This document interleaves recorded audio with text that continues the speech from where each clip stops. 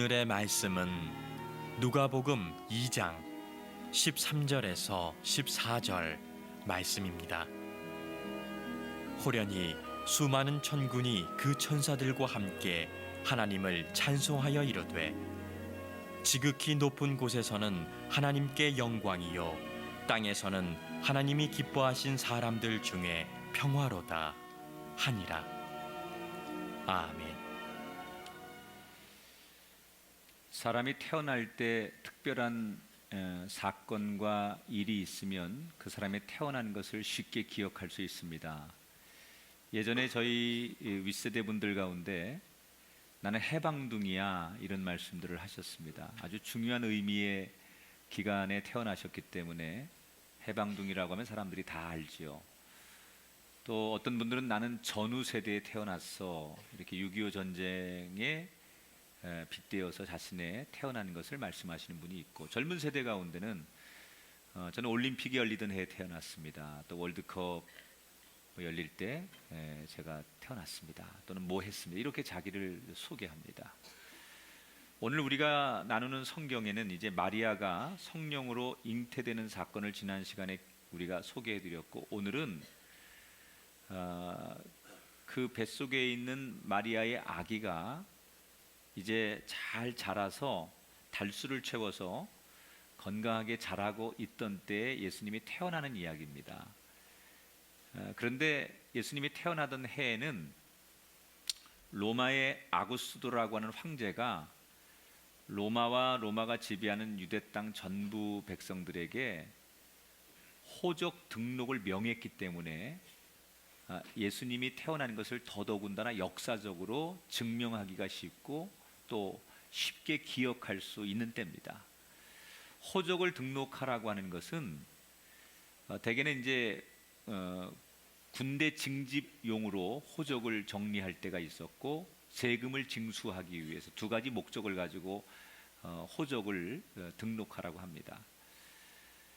근데 당시에는 황제가 법이기 때문에 황제가 특별한 딱 기간을 주고 이 기간 안에 자기가 태어난 고향으로 가서 호적을 등록해라 이렇게 얘기하면 다 해야 됩니다. 그걸 안 하면 황제의 명령을 어기는 거니까 굉장한 불이익을 당하기 때문에 짧은 기간 동안 사람들이 다 자기 살던 곳에서 고향으로 다 이주를 하는 거예요. 요즘 같아서는 인구조사할 때 사람들이 직접 가정을 방문해서 가가호 이렇게 묻고 기록을 합니다만, 요셉과 마리아 시대에는 자기가 태어난 고향으로 돌아가서 호적을 등록을 해야만 됩니다. 전국에 내려진 명령이기 때문에 수많은 사람들이 귀경길에 올랐고, 원래 갈릴리 나사렛에 살던 요셉과 마리아도 고향인 베들레헴까지 가게 됩니다. 거리상으로는 여기에서 한 대전 조금 못 미쳐 정도를 생각하시면 됩니다. 그런데 지금은 이게 길이 워낙 잘 나 있으니까 그 거리가 가까운 거리는 아니지만 가는 길이 시간은 좀 걸리겠지만 그렇게 어렵지 않습니다. 그러나 지금부터 한 2000년 전에 유대 땅에서 그 거리를 실제로 가려면 정말 말 그대로 뭐 산을 넘고 광야를 지나 가야 되는 굉장히 힘든 여정이었습니다. 더군다나 오늘 5절 6절에 보니까 그 약혼한 마리아와 함께 호적하러 올라가니 마리아가 이미 잉태하여 거기 있을 때 그때 해산할 날이 찼다 그랬습니다. 만삭이라는 거예요. 그러니까 만삭의 몸을 이끌고 남편 될 요셉과 함께 그 먼 거리의 여정을 무리하게 떠났다는 얘기죠. 자, 어렵게 베들레헴에 도착을 했습니다. 그런데 도착하자마자 기다렸다는 듯이 이미 만삭의 몸이었기 때문에 예상은 했지만 마리아의 진통이 시작이 됩니다. 어떤 성경학자는 아마도 중간쯤 도착했을 때부터 마리아의 진통이 시작됐는데 그걸 참고 베들레헴까지 도착했을 것이다 이렇게 얘기하는 분이 있었습니다. 얼마나 상황이 긴박했는지를 성경은 이야기하는 거예요. 그런데 난감한 일이 벌어졌습니다. 산모는 배가 아파서 진통이 오기 시작하는데 너무 많은 인파가 동시에 베들레헴에 모였기 때문에 묵을 수 있는 숙소가 하나도 없었답니다. 7절에 보니까 첫 아들을 낳아 강보로 싸서 구유에 누였으니 이는 여관에 있을 곳이 없었음이라 그랬습니다.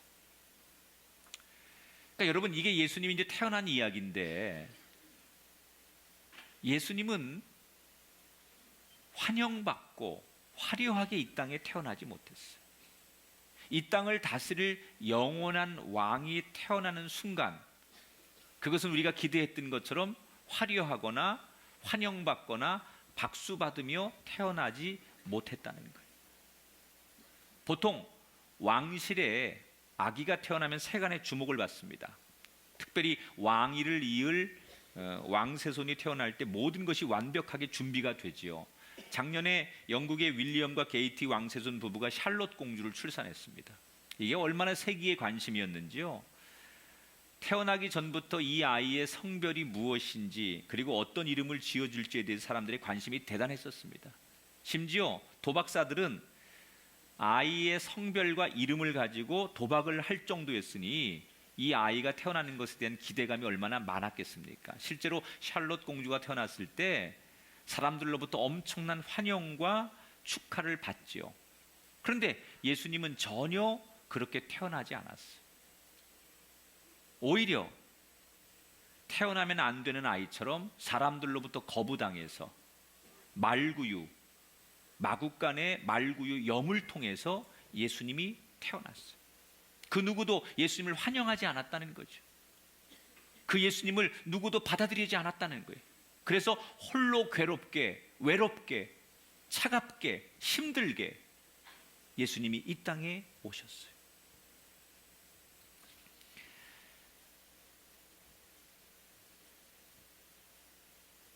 마땅히 출산할 장소도 없었고 누구 하나 마리아를 위로해 주는 사람도 없이 태어난 예수님.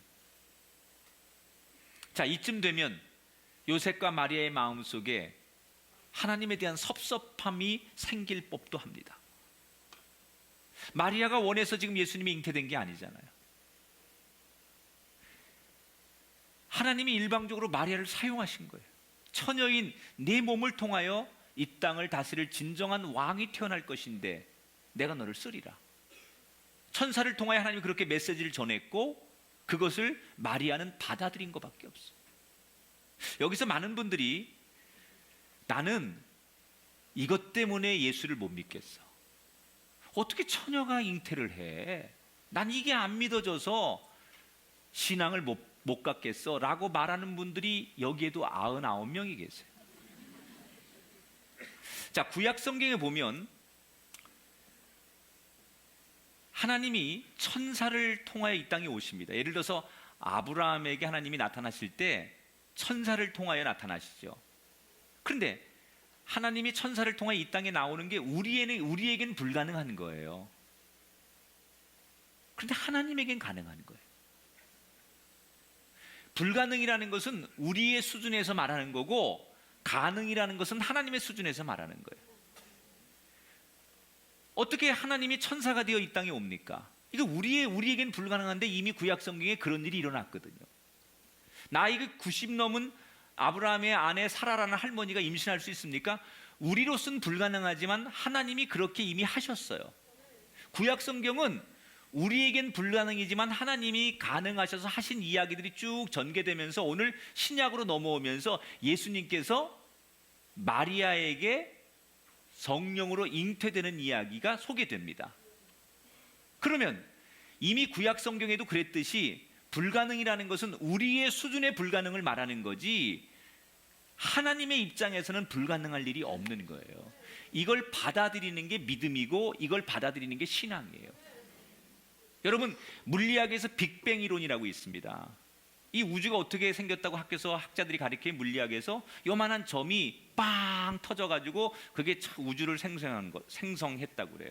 아인슈타인의 상대성 이론이나 이런 것들을 우리가 배울 때 과학도 전제해야만 받아들이는 게 있어요. 뭐 빛의 속도가 불변하다, 뭐 이런 이론을 우리가 인정해야만 과학이 성립되는 거예요. 여러분, 하나님이 우리는 불가능하지만 그렇게 가능하게 하실 수 있다라고 전제해야만 믿음이 생기는 거예요. 과학도 우리가 그게 말이 안 돼라고 하면 과학이 성립이 안 되는 거예요. 우리가 그렇게 좋아하는 과학도 우리가 어떤 정의를 받아들인 다음에 과학의 논리가 생기는 것과 똑같이 믿음도 우리는 불가능하지만 하나님은 하실 수 있습니다 라고 가능한 것을 선언하고 받아들일 때 믿음이 시작되는 거예요. 마리아는 불가능하지만 하나님은 가능하시기 때문에 받아들여서 믿음의 사건이 일어나는 거예요. 오늘 여러분에게 겨자씨만한 믿음이라도 이 설교를 통하여 생기게 되시길 축복합니다. 나는 불가능하지만 하나님은 하실 수 있습니다. 이런 마음이 여러분에게 오늘 이 말씀을 통해 생기게 되기를 주의 이름으로 축원합니다. 저는 이 말씀을 묵상하면서 말씀을 자꾸 묵상하고 읽을수록 이렇게 소름이 돋는다고 할까요? 여러분, 지금 마리아와 요셉은 원래 갈릴리 나사렛이라고 하는 곳에 살았어요. 보통 같으면 거기서 태어나요, 예수님이. 그런데 할 수 없이 베들레헴을 가게 돼요. 왜? 황제의 명령 때문에 호적을 등록하러. 자기들이 가고 싶어 가는 게 아니에요. 출산을 위해 가는 게 아니라 황제가 명령해서 그냥 어쩔 수 없어서 자기들은 가야 되는 운명이기 때문에 그쯤에서 베들레헴을 방문하는 거예요. 그래서 예수님이 거기서 태어나는 거예요. 그러니까 이게 역사라는 게 결국 사람에 의해서 움직여지는 것 같고 상황이 만드는 것 같다라고 그렇게 생각하지만 구약 성경 미가 5장 2절에 보면 예수님 태어날 것을 예언하는데 장소가 나와요. 거기가 베들레헴이에요. 무슨 얘기냐면 우리는 되어지는 일을 볼 때 결국 사람에 의해서 역사는 만들어지는 것 같고 여론에 의해서 모든 게 형성된다고 생각하지만 사실은 그 배후에 하나님이 하시고자 하는 일대로 모든 것은 주관된다는 거예요. 이미 구약 성경에 예수님 나심을 예언했는데 그게 베들레헴이라고 나와 있는데 이 우연치 않게 요셉과 마리아가 할 수 없이 베들레헴에 가게 되는 것 같지만 황제가 명령한 것 같지만 그 배후에서 역사를 주관하고 다스리고 그것까지 되게 하시는 분이 결국 하나님의 뜻대로 된다는 것을 아셔야 된다는 거예요. 여러분, 여러분의 힘이 아닌 세상에 의해서 여러분의 운명과 인생이 막 걸어간다고 생각하십니까? 거기엔 하나님이 개입하심이 있다는 걸 아세요. 하나님이 개입하셨기 때문에 그런 일이 있다는 것을 고백하세요. 그게 믿음의 사람이라는 거예요. 자, 근데 한 가지 의문이 있습니다. 마리아가 믿음으로 순종을 했어요. 그러면 순종한 마리아에게 하나님께서 적어도 보상을 하셔야죠. 그게 우리의 정서 아니에요? 엄청난 지금 불이익을 당하면서 처녀의 몸인 자기가 아기를 임신했어요. 부모로부터 버림받고 세상으로부터 버림받고 멸시를 당하는 그런 여자가 마리아예요. 처녀가 임신을 했으니까. 그러면 하나님께서 하나님 뜻에 순종하고 믿음으로 살아가는 마리아에게 보상을 하셨어야죠. 시간이 갈수록 보상하는 게 아니라 더 꼬이잖아요.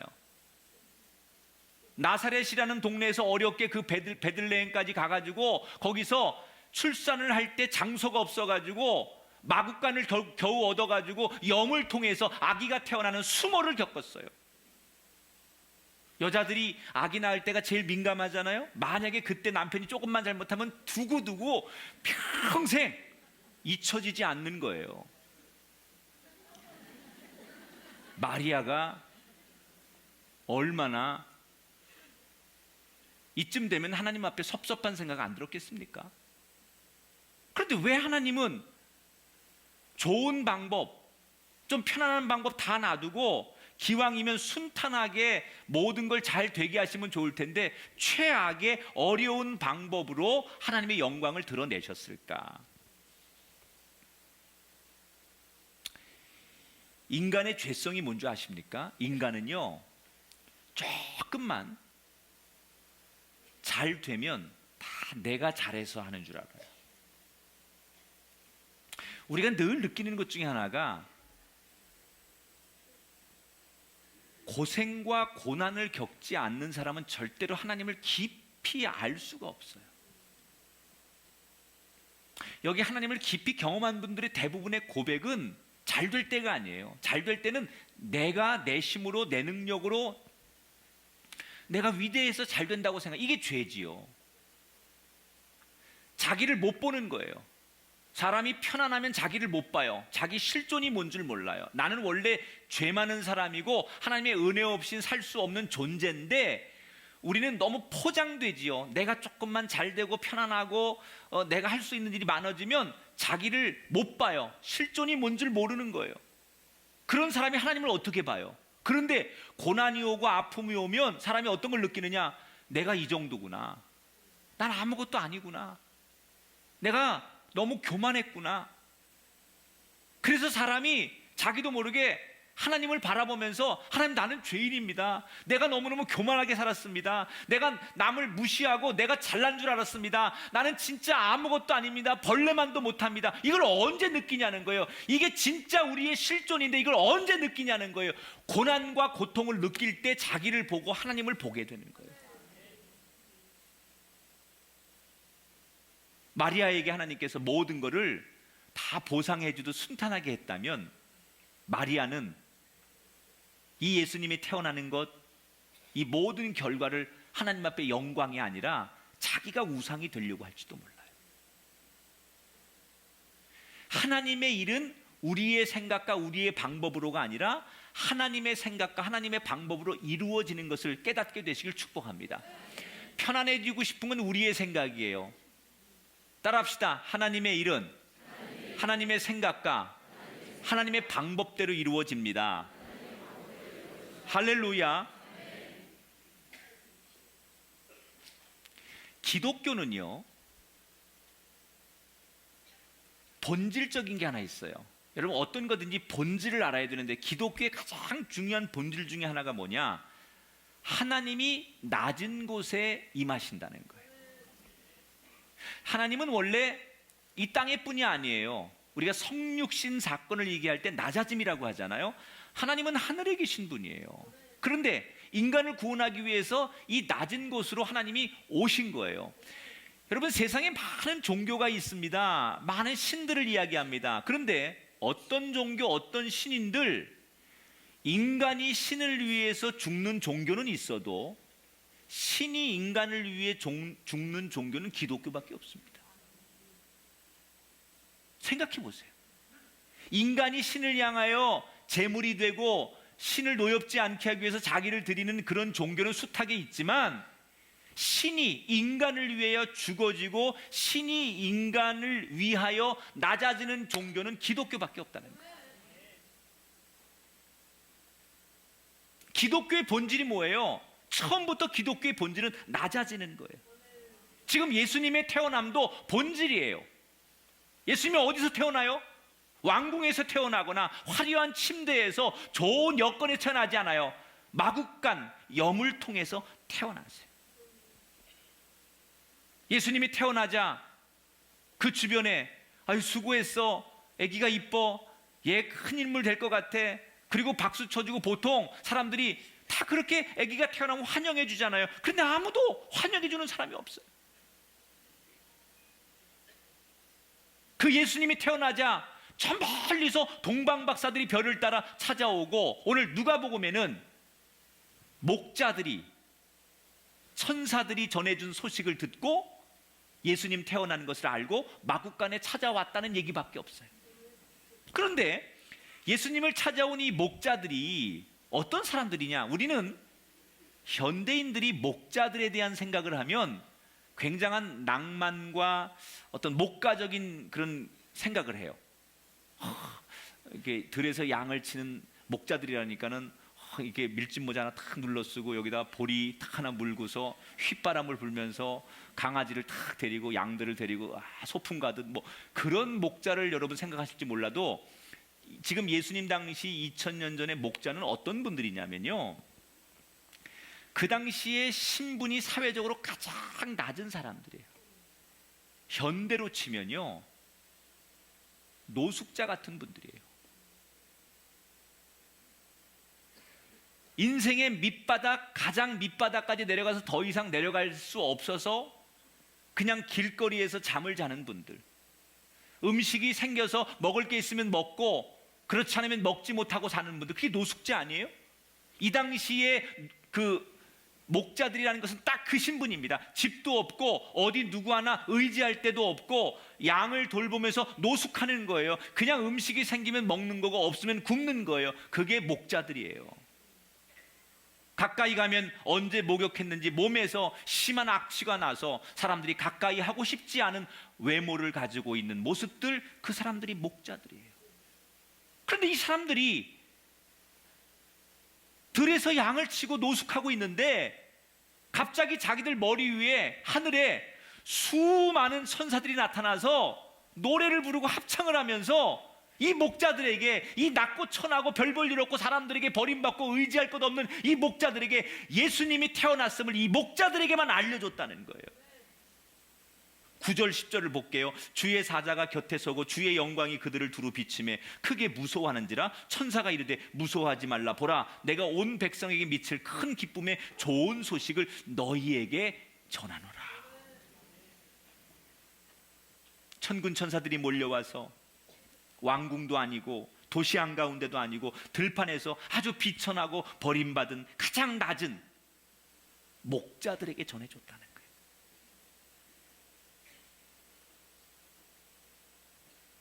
여러분, 우리는 더 낮아져야 돼요. 하나님의 임재를 우리가 경험하려면 더 낮아져야 돼요. 우리의 심령이 더 가난해져야 돼요. 우리의 가정이 더 겸손해져야 돼요. 우리가 물질적으로 풍요로워지고 세상 지위와 명예를 많이 얻었어도 여전히 우리는 하나님 앞에 더 가난한 자, 더 낮아지는 자가 돼야 계속해서 하나님의 은혜를 공급받을 수 있다는 거예요. 왜? 하나님의 본질이 낮아짐인데 우리는 하나님 앞에 은혜를 받아놓고 어느 순간에 우리가 고개를 들고 내 이름이 올라가고 내 삶이 높아지면서 편안을 추구하고 낮아짐이 우리에게 없어졌기 때문에 우리의 교회와 우리의 가정과 우리의 인생에 계속해서 공급하시는 하나님의 은혜가 멈추게 된다는 거예요. 낮아져야 돼요. 이 목자들은 어떤 사람들이에요? 비록 세상에서는 가장 비천하고 더 이상 그 밑에 신분이 없는 가장 낮은 자지만 이분들의 장점이 하나 있어요. 그 밤에 자지 않고 양들을 돌보기 위해 양들을 떠나지 않는 자기의 사명을 감당하는 사람들. 하나님은 그런 사람들에게 임재하신다는 거예요. 왜 하나님이 베들레헴 있는 많은 사람들에게, 더 유력한 사람들에게 예수님 나심을 전하지 않았을까요? 성경에 안 나오지만 저는 이유가 간단하다고 생각해요. 그 사람들은 그 소식을 전해도 안 올 사람들이기 때문에.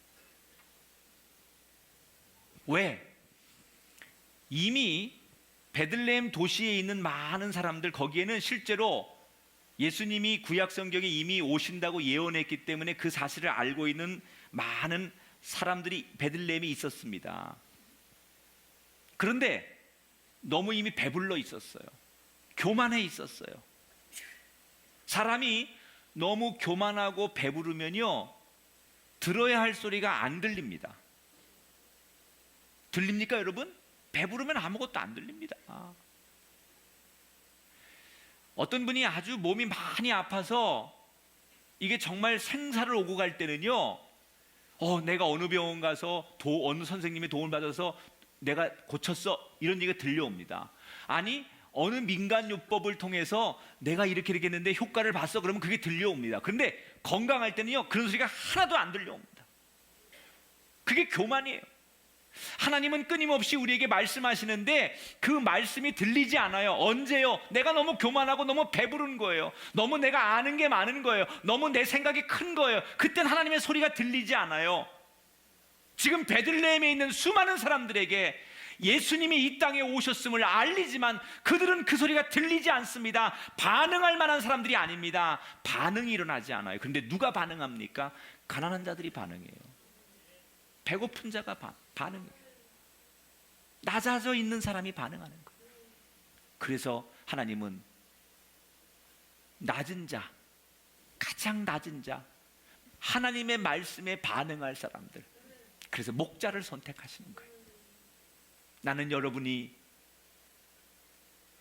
그 목자가 되시길 축복합니다. 그 많은 사람 가운데 나를 향하여 말씀할 수 있는 하나님, 내가 그 사람이 될 수 있기를 축복합니다. 내가 우리 가정이 그런 가정 되기를 축복하고 여러분의 삶의 자리, 일터가 그런 자리가 되기를 주님의 이름으로 축원합니다.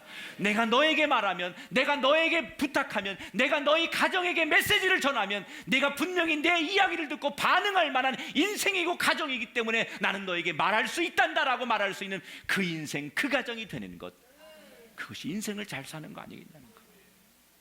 아무리 세상적으로 부유해지고 능력 있을지라도 내가 너에게 무슨 말을 해도 네가 내게 반응을 보이지 않을 사람이기 때문에 나는 너에게 말하지 않는다고 해서 하나님이 아예 상대해 주지 않는 그런 버림받는 인생이 아니라 더 낮아져서 하나님 보실 때는 내가 지금 심령이 가난한 자니, 내가 목마른 사슴처럼 내 말이 갈증을 느끼고 있으니 내가 너에게 말하리라. 내가 너에게 은혜를 주리라. 실제로 이 목자들은 15절에 보니까 목자가 서서 말하되 이제 베들레헴에 가서 주께서 우리에게 알리신 바 이루어진 일을 보자 그랬어. 즉각적으로 반응을 보여. 16절에 빨리 가자 그랬고 17절에 말한 것을 전했다 그랬어. 하나님이 기대한 대로, 예측한 대로 목자들은 가난한 자기 때문에, 목자들은 낮은 자기 때문에 반응을 보이고 하나님의 그 뜻을 세상 사람들에게 전해 주었어요. 사랑하는 여러분, 목자 같은 성도가 되시길 축복합니다. 제사장이나 바리새인이 되지 마시고 목자가 되십시오. 하나님이 찾는 사람은 제사장이 아닙니다. 하나님이 찾는 사람은 바리새인이 아닙니다. 하나님이 원하시는 그룹은 율법사들이 아닙니다. 하나님이 원하시는 사람은 이렇게 낮은 자, 비천한 자, 사람들이 버렸지만, 사람들이 주목하지 않지만 하나님의 말씀에 반응을 보일 수 있는 가난한 심령을 가진 자, 그 목자를 오늘도 하나님은 찾고 계시다. 예루살렘에 있지 말고, 그래서 예수님이 오셨던 것도 모르는 그 사람이 되지 말고 예수님을 맞이할 수 있는 들판에 그때의 그 목자, 그게 나이기를 소원하기를 주 이름으로 축원합니다. 성경을 읽다 보면 우리가 한 가지 의문되는 게 있어요. 마리아가 그 만삭의 몸을 가지고 왜 힘든 여정을 떠났을까? 너무 사랑하기 때문에 잠시도 떨어져 있고 싶지 않아서? 사실 요셉도 충격이었어요. 자기와 약혼했는데 아직 잠자리도 안 했는데 자기 약혼녀가 아이를 가졌어요. 그러면 이건 뭐예요? 다른 남자 아이라는 거 아니에요? 그래서 요셉도 마리아 임신 소식을 듣고 마리아와 헤어지려고 했죠. 그런데 성경에 천사가 요셉에게 나타나서 내 여자가 부정한 여자가 아니다. 그 아이가 부정하여 생긴 아이가 아니다. 그리고 하나님께서 메시지를 정확히 주셨기 때문에 요셉이 그 뜻을 알고 마리아를 받아들이고 품는 거죠. 그리고 지금 함께 베들레헴에 갔어요. 신혼이라 너무 죽자 사랑해서 떨어지기 싫어서 같이 있는 게 아니고 아마도 여러 가지 어려움이 있었기 때문에 그랬을 거예요. 당시 율법은 결혼하지 않은 여자가 아이를 가지면 또는 부정한 행위를 하면 광장에 놓고 그 사람들이 그 여자에게 부정하다고 돌을 던져 죽일 수도 있는데, 혹시 지금 요셉이 없는 사이에 홀로 남겨진 마리아가 사람들로부터 못된 짓을 당할 수도 있을 거 아니에요. 성경에 마리아 부모님에 대한 언급이 없어요. 그건 뭘 말하는 거냐면 부모님이 없어서가 아니라 부모님이 내놓은 자식이라는 거죠. 여러분, 어느 부모들 자식이, 처녀가 아기를 가졌을 때 그걸 좋게 보는 부모가 어디 있겠어요? 아마 집에서 난리가 났었을 거예요. 그러니까 아무도 위로해 줄 사람도 없고 기댈 것도 없고 위험하니까 그게 굉장히 힘든 여정이고 따라가면 안 되는 상황임에도 불구하고 요셉을 따라서 베들레헴의 마리아도 동행을 했을 거예요. 분명히 마리아는 자기가 원해서 예수님이 임신이 된 게 아니잖아요. 하나님이 그냥 마리아를 이끄신 거예요. 그런데 이게 하나님의 뜻대로 순종을 하면 뭐가 잘 될 줄 알았는데 오해가 풀리고 좀 나아질 줄 알았는데 점점 더 꼬이고 점점 더 힘든 상황과 어려운 일들이 생겨요. 그러니까 이때쯤 되면 마리아가 내가 그때 하나님 앞에 천사에게 죽어도 못해요. 내 몸 못 빌려드려요. 그리고 바락바락 덤볐어야 되는데 뭐 이런 생각이 안 들었겠습니까? 마리아가 생각해 보세요. 그 먼 거리를 만삭의 몸을 해가지고, 여자분들이 만삭이 되면 여러분 아이가 태어날 때쯤 되면요 똑바로 누워 잠도 못 자요. 얼마나 불편해요. 왜 그런 일을 해요? 아무도 이 땅에서 자기를 위로해주고 이해해주고 도와줄 사람이 없기 때문에. 오늘 이 예배에 참석한 여러분 가운데 아마 마리아 같은 상황에 놓인 분이 계실 수도 있어요. 내 주변에 그렇게 많은 사람들이 왔다 갔다 하지만 꼭 내가 마리아 된 것처럼 누구 하나 나를 위로해 줄 사람 없고, 나를 믿어주는 사람도 없고, 나를 도와줄 사람이 한 사람도 없어서 무인도 외딴 섬처럼 고립된 듯한 인생 속에 살고 있는 마리아 같은 심정을 가진 분이 이 자리에 계실 거예요.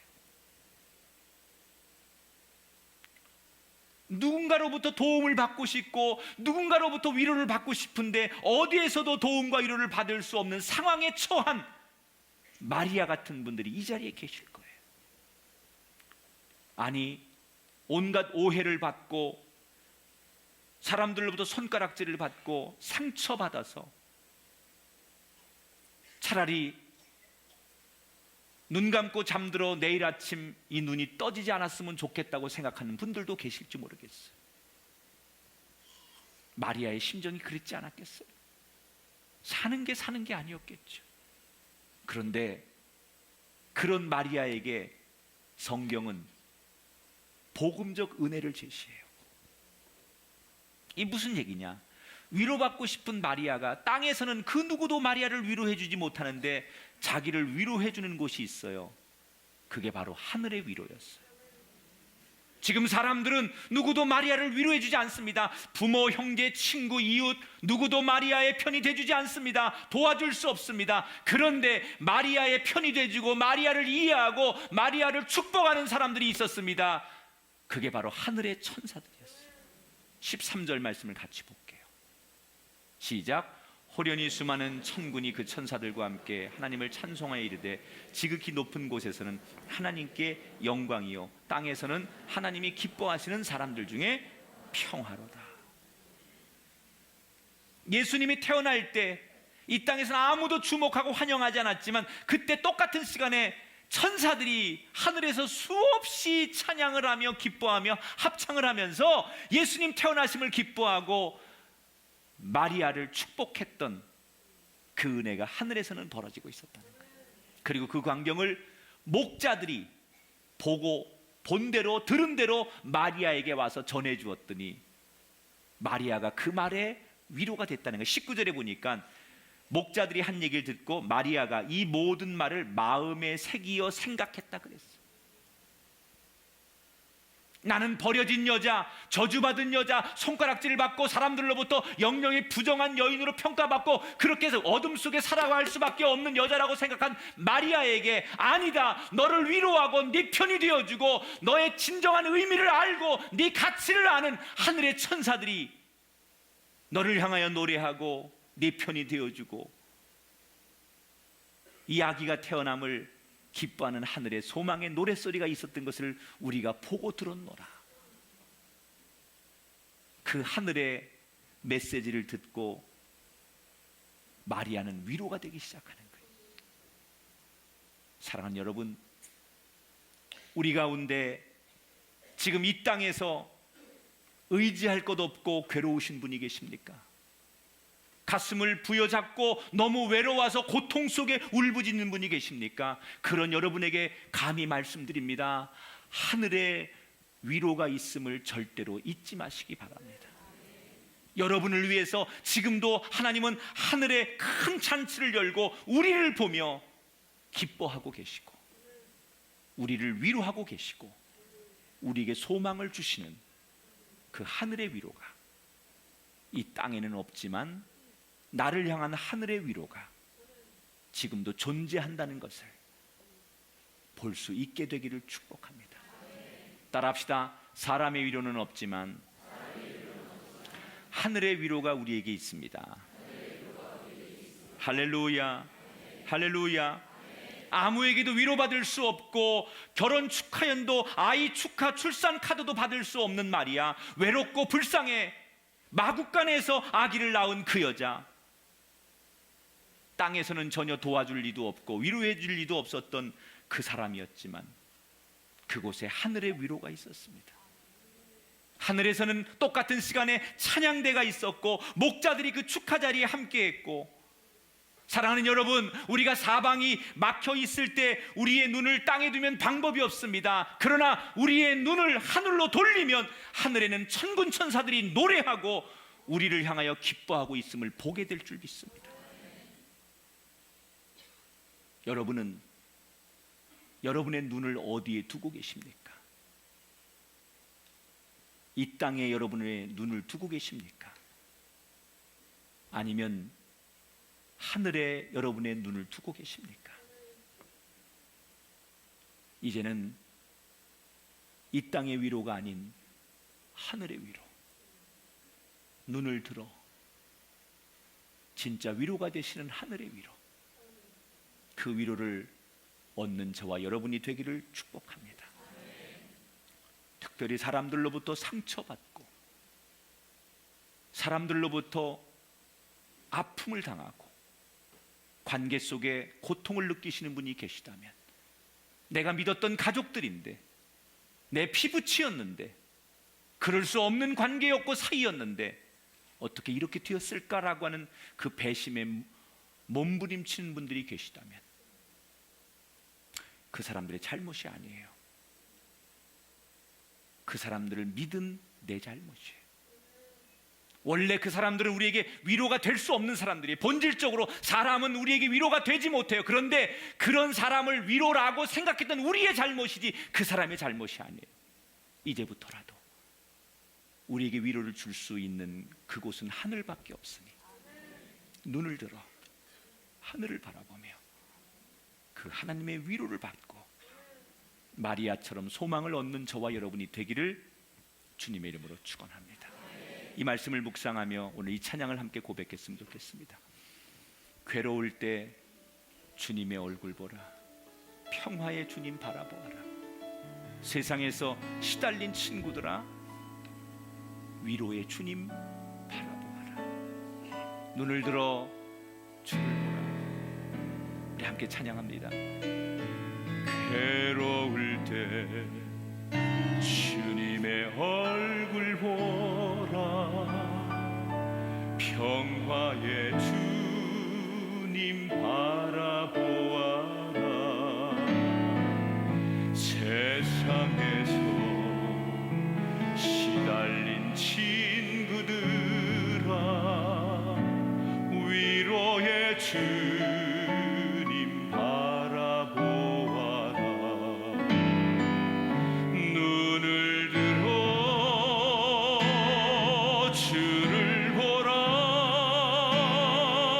내 모든 염려 주께 맡겨라.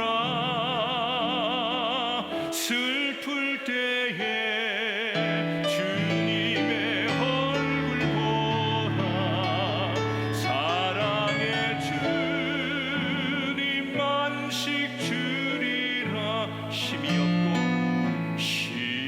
없고 내 마음 연약할 때 능력의 주님 바라보아라. 주의 이름 온전히 힘주시고 늘 지켜주시리. 눈을 들어 주를 보라, 내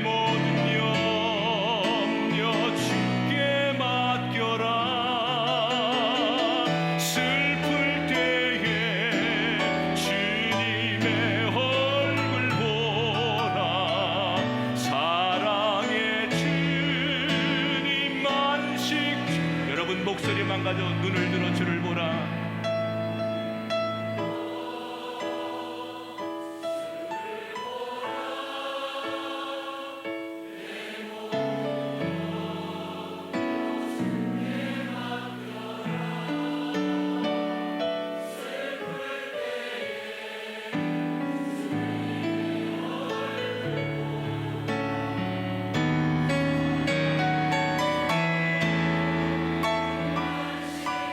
한 번 더 고백할까요? 눈을 들어 주를 보라.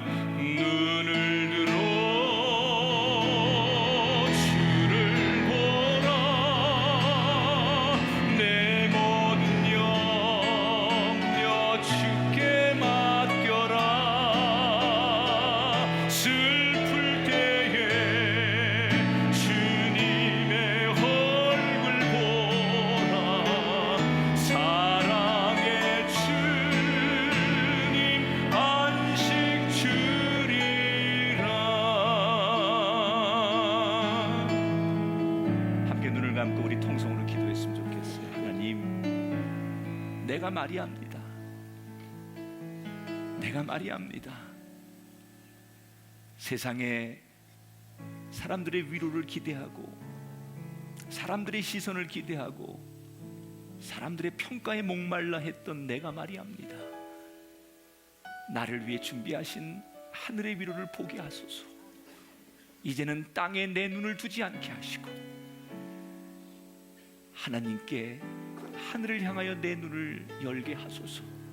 우리 가정, 사람에게 우리 가정의 눈을 뜨지 않게 하시고, 하나님께로 우리 가정 눈을 돌리게 하소서. 이 민족, 이 땅의 수많은 영혼들이, 특별히 젊은 세대들이 다 포기하고 삽니다. 자식을 죽여가면서 젊은 세대들이 인생을 포기하고 있습니다. 이 땅에 위로를 받지 못하는 사람들이 절망하고 있습니다. 주님, 눈을 들어 주를 보게 하소서. 우리의 심령이 주를 보게 하소서. 우리 말씀 앞에 결단하며 함께 통성으로 이 시간 기도하길 원합니다. 거룩하신 하나님, 감사합니다. 우리에게 오늘도 소망의 말씀으로 우리를 찾아와 주심을 감사합니다. 우리의 소망은 하나님께 있음을 고백합니다. 이 땅에 나를 위로해주고 도와줄 곳이 없습니다. 그러나 하늘의 위로가 내게 있음을 잊지 않게 하시옵소서. 우리가 당하는 어려움과 고통 속에도 나를 여전히 지켜보시며 응원하시는 하늘의 소망이 있음을 잊지 않게 하여 주옵소서. 사방이 막혀 있을지라도 우리의 눈을 땅에 두면 방법이 없습니다. 하늘로 눈을 돌리는 그 순간 하늘의 창문 천사가 나를 향하여 노래하며 내 인생을 향하여 길을 예비하시고 기뻐하고 있음을 보게 될 줄 믿습니다. 이제 우리의 눈을 하늘에 두게 하시고 이 땅을 벗어나 하늘을 향한 소망의 인생이 되도록 축복하여 주시옵소서. 나를 향한 하나님의 계획하심과 은혜가 가득 차고 넘치는 삶이 되도록 우리 성도들과 이 땅의 수많은 영혼들에게 하나님이 말씀하시고 하나님이 찾아오시고 하나님이 응답하여 주시옵소서. 주님을 찬양합니다. 할렐루야. 존귀하신 예수님 이름으로 간절히 기도드립니다. 아멘.